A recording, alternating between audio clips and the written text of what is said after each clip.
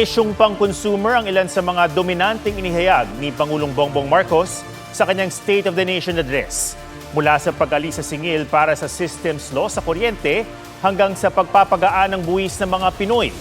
Iginit niyang final and binding ang 2016 arbitral ruling at pumalag din sa mga humahamak sa ating pagka-Pilipino. Ang highlights ng ikalimang sona ng Pangulo sa report ni Ivan Mayrina. Sa ikalimang sona ni Pangulong Bongbong Marcos, ilan sa mga pinalakpak ang pahayag niya, dikit sa sikmura at bulsa ng mga Pinoy.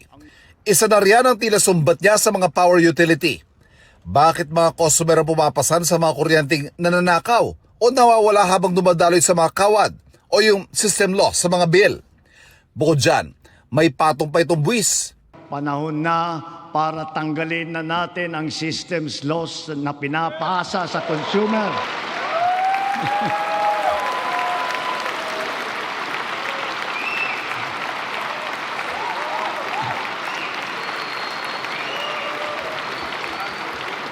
Pinapasa ito sa consumer at kinakarga sa bill na pinapatungan pa ng value-added tax. Hindi naman kasalanan ng consumer kung bakit nagkaroon ng systems loss. Alinsunod sa EPIRA o Electric Power Industry Reform Act, isa ang system loss sa mga bayaring pwedeng ipasa ng mga utility sa kanilang customer. Therefore, we, the people, we demand for the immediate amendment of the EPIRA and to prohibit charging systems loss against consumers, including the value-added tax thereon. Hindi lang buwis sa kuryente ang natalakay. Ipinanawagan ng Pangulo sa Kongreso na tulungang guminhawa sa mga pasaning buwis sa mga kumikitang Pinoy, gaya ng mga tax exemption at amnestiya. Una, palawakin natin ang exemption sa income tax. Dagdagan natin ang mga manggagawang malilibre sa buwis sa kanilang kita. Isasama na natin ang mga kumikita ng hindi lalagpas sa 350,000 pesos kada taon. Kasabay nito ang karampatang pagbaba ng income tax ng iba parang manggagawa. Pangalawa, ang mga maliliit na negosyo ay hindi napapatawan ng minimum corporate income tax. Pangatlo, para mapanatag ang loob ng taong bayan ang pagbigay ng amnesty para sa mga hindi nabayarang buwis tulad ng income tax, estate at donors tax at value-added tax. Kasama na rin dyan ang mga multa na kaakibat ng mga ito.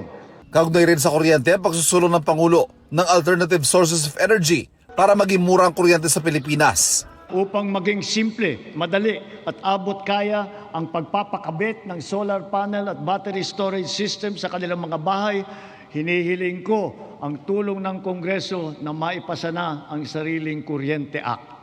Iniulat din ng Pangulo ang pagsisimula ulit ng drilling sa Malampaya Facility kung saan anya may untap na reserbang 222 billion cubic feet ng natural gas na kayang mapailawan ng mahigit 1.5 milyong bahay hanggang 2034. Gayon din ang paggawad ng mga kontrata para sa production ng hydrogen power, pati pagyakap ng Pilipinas sa nuclear energy.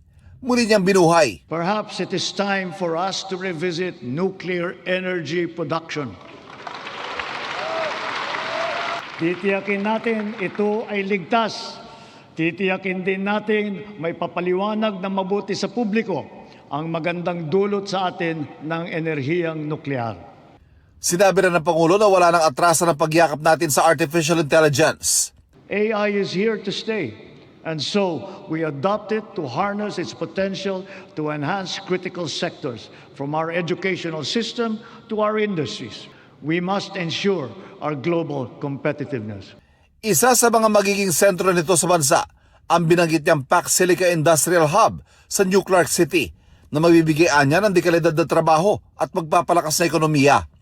Nabanggitin niya ang kauna-unahang spaceport na itatayo sa Cagayan at ang posibleng rocket launch test sa 2027. Yes, we are going to launch a rocket into space. This we will do in partnership with a South Korean aerospace company. Isa rin sa mga pinakapinalakpak ang pahayag ng Pangulo ang kanyang pag-iit sa ating karapatan sa West Philippine Sea. Filipinos are a noble, kind, gracious, and great race. We are not greedy. We are not racists. We are not liars.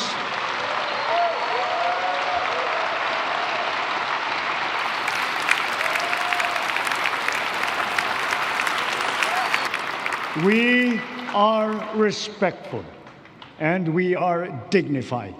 We are Filipinos and we do not yield.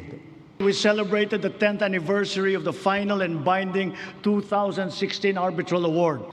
This is not a claim that we advance alone, nor is it one that we will abandon. Ipinaalala niya ang diwa ng ating pagiging Pilipino gamit ang mga titik ng ating pambansang awit. Sa mga pang-aalipusta, hindi tayo matitinag. Sa manlulupig, hindi tayo pasisiil. For me, that's a very good response sa mga nangyari sa loob ng isang linggo. From claiming Batanes, from the racist video, at sa pang-haharas na naman ng Chinese Coast Guard sa ating BFAR, and of course, sa recent incident sa Ayungin. Nangako naman ng Pangulo na sa nalalabing 2 taon ng administrasyon, tatapusin ang mga nasimulan at tutuparin ang mga pangako, kabilang ang mga proyektong pang-infrastruktura at ang mga mas pinalawak na benepisyong pangkalusugan. Ivan Mirina, GMA News.